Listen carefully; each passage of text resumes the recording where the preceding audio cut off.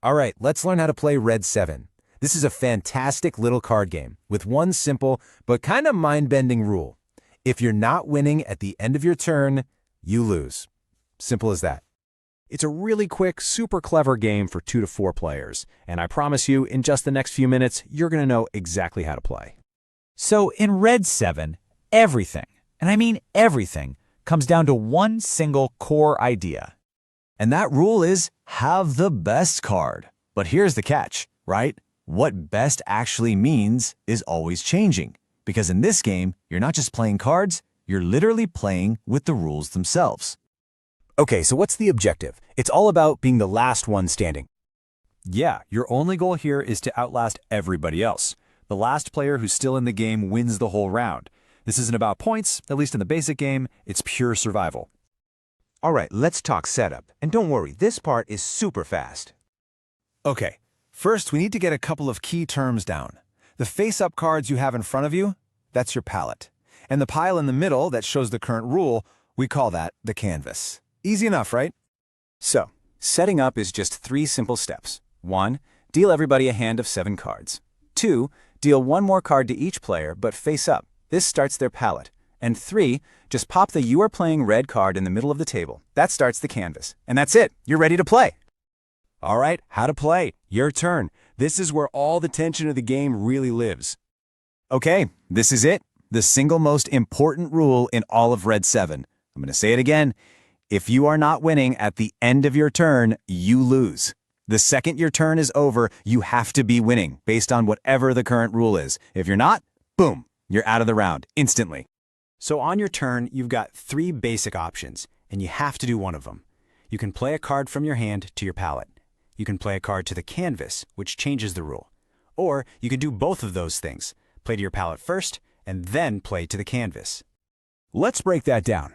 Playing a card to your palette, well, that's all about making your board stronger so you can win the current rule. But playing a card to the canvas, that changes the whole game. And this is super important. If you decide to change the rule, you have to be winning that new rule you just put down. No exceptions. So let's talk about the rules. There are 7 of them, and they're all tied to the 7 colors in the deck. The top card on that canvas pile, that's what tells you how to win right now. Okay, the game always starts with the red rule, which is highest card. It's exactly what it sounds like. The player who has the single highest card showing in their palette is the one who's winning. A 7 beats a 6. Simple. Next up, the orange rule. Most cards of one number. So if you have, say, 3 4s in your palette, you're beating the player who only has 2 6s. It's about the quantity of the set, not the value of the cards inside it. Then we have the yellow rule. Most cards of one color. Again, pretty straightforward. If you've got 4 yellow cards in your palette, you're winning against someone who only has 3 blue cards. The green rule is most even cards, so you're just counting up how many 2s, 4s, and 6s you have out on your palette. Whoever has the most of those is winning. Now the blue rule flips things around a bit. It's most cards of different colors. This one is all about variety. If your palette has, a red, a green, and a yellow, you're beating someone who only has a blue and an orange.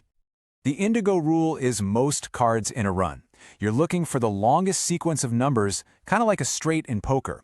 So a 3-4-5 is a 3-card run, and that's going to beat a 6-7, which is only a 2-card run. And last but not least, the violet rule. Most cards below 4. This one is all about the low cards. You just count up your 1s, 2s, and 3s. Whoever has the most of those wins. Okay, we've covered the rules. Now let's talk about winning the round. And more importantly, what happens when there's a tie? So you're probably asking, what happens if there's a tie, right? Let's say you and another player both have 3 even cards for the green rule.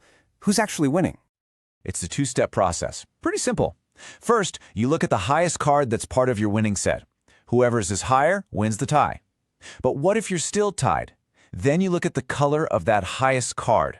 The color hierarchy goes from red at the top all the way down to violet at the bottom.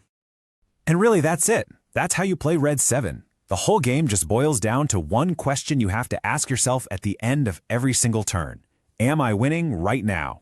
If the answer is yes, you're safe. If it's no, you're out. The last person left wins the round. Have fun!